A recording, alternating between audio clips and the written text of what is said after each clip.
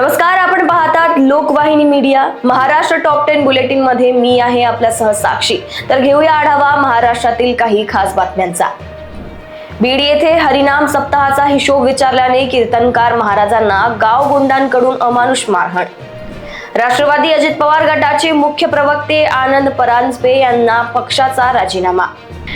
गोंदिया येथे घरगुती गॅस सिलेंडरच्या काळा बाजारावर पुरवठा विभागाची धडक कारवाईत 7 सिलेंडर केले जप्त, पोलिसात तक्रार दाखल. लाडक्या बहिणींच्या खात्यात 1500 रुपये जमा होण्यास सुरुवात, मात्र 70 लाख लाभार्थ्यांचे पैसे बंद.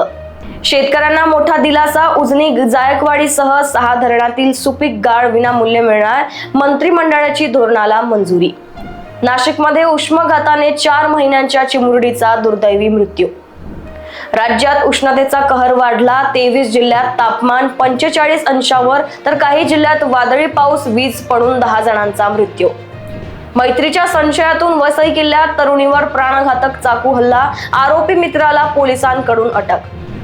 युतीच्या मुद्द्यावर अंबरनाथमध्ये शिवसेनेत अंतर्गत नाराजगी, भाजप सोबतच्या आघाडीवर मतभेद उघड. नाशिक येथे कॉर्पोरेट जिहाद प्रकरणाच्या तपासाला वेग, SIT कडून 900 पानांचे पहिले आरोपपत्र लवकरच दाखल होणार. सध्यासाठी एवढंच. अशाच खास बातम्यांसाठी बघत रहा लोकवाहिनी मीडिया.